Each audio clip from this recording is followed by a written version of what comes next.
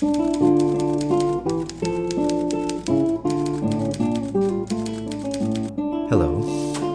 You are listening to The Night Protector. Written by Rhonda Parker. Narrated by Scott Bean. Performed by Mandy Bean and Scott Bean. Sound design by Scott Bean of Figadish Productions. The princess struggled in her sleep, then settled down. After what she had been through, the knight was glad to see her taking any rest at all. Rain sluiced down the entrance to the cave in broken sheets, allowing him glimpses of the surrounding area.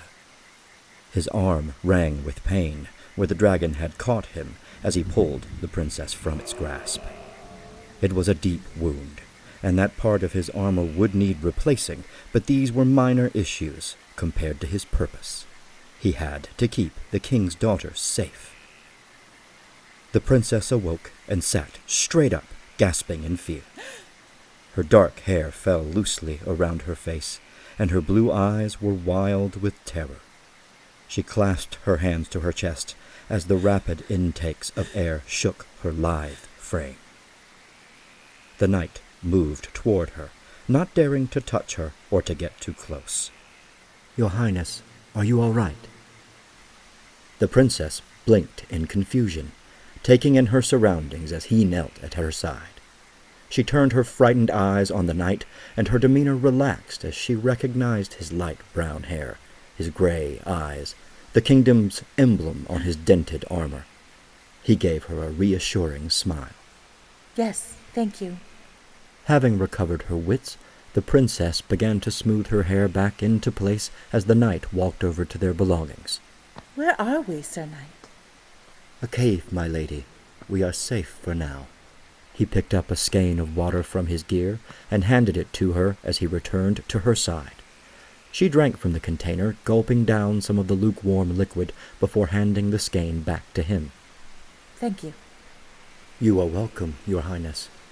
The princess looked down and saw the missing portion of the knight's armor, and her eyes came to rest on his wound. She reached towards his arm to touch it. He flinched, trying to keep the movement slight. "Your arm." "It is nothing, my lady." The princess looked again. She could see the congealed blood painted on the edges of the claw marks. It had to be painful. It was also dangerous to leave such wounds unattended. She paused and carefully considered her words. "Will you let me tend to your wounds?" The knight shook his head. "No, Your Highness, it is not your place." "Those gashes look deep, Sir Knight, and are likely at risk for infection. Please allow me to clean them, at least. I would prefer to dress them as well." "My lady." He choked back the rest of his sentence as he met the princess's eyes. She would brook no further argument. The knight sighed. "Thank you, Your Highness." She took up part of her gown's overskirt and ripped 3 ribbons of purple cloth from the edge, 2 of them shorter than the other. When he started to protest, she stated, "It is only a gown, nothing that cannot be replaced." The princess stood up and retrieved her herbalist's satchel and a second water skein from their gear. She soaked one of the shorter cloths in the water, then returned to the knight's side. She knelt down and began to clean his wounds. The knight did his best not to flinch from her careful ministrations, but as she grew closer to treating the gashes themselves, he found himself wincing audibly. "I am sorry, Sir Knight," she said, with kindness in her voice. When she was satisfied that the wounds were as clean as she could manage in such surroundings, the princess stopped and began to fashion a poultice from the herbs in the satchel. The knight watched her as she worked. He had heard that the princess was a skilled healer, but he had never seen her in action. As her deft hands worked with the herbs and other supplies, he realized that he was watching a master of the craft. The princess finished the poultice and turned back to the knight. Without a word, she pressed the poultice gingerly to the wound, then wrapped the longer strip of cloth around his arm. In a few minutes the poultice and the bandage were in place. "Thank you, Your Highness." The princess raised her head, her eyes looking into his. "It is I who should thank you, Sir Knight. You saved me from the dragon." My lady, you are the daughter of my king. It is my duty and my honor to protect you. She gave him a warm smile, and his heart twinged. A duty you performed admirably today. I shall not forget your service. Then she lay back down on the bedroll, and in a few moments was asleep again. The knight listened carefully to her breathing, waiting for any signs of distress or pain, but there were none. He crept back over to his post at the mouth of the cave. He knew the dragon was still out there, lying in wait. A sharp intake of breath from the princess caught the knight's attention. He turned and watched her as she slept. When her body relaxed, he turned back to his vigil. As he did, pain ripped through his arm again. Sharp, brief, but intense nonetheless. He gritted his teeth and kept his eyes on the rainy night. He had to keep watch.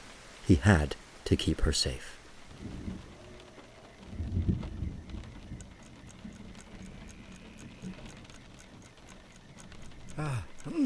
Henry awoke with a start. Natalie was leaning over him, her warm eyes concerned. Sweetheart, you okay? He blinked once or twice. They were at home, in their own bed. The darkness outside the window and the clock on the nightstand told him it was early morning. He looked at Natalie and saw her dark hair, her blue eyes, and her favorite lavender nightgown, the sleeveless one he loved so much. She wore it more often now. Yeah. Was I talking in my sleep or something?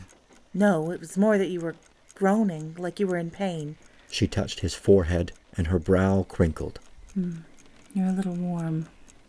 She reached over to the nightstand and picked up a glass of water. He took a few small sips as she held the glass for him. Henry gave his wife a weak smile. Thank you, darling.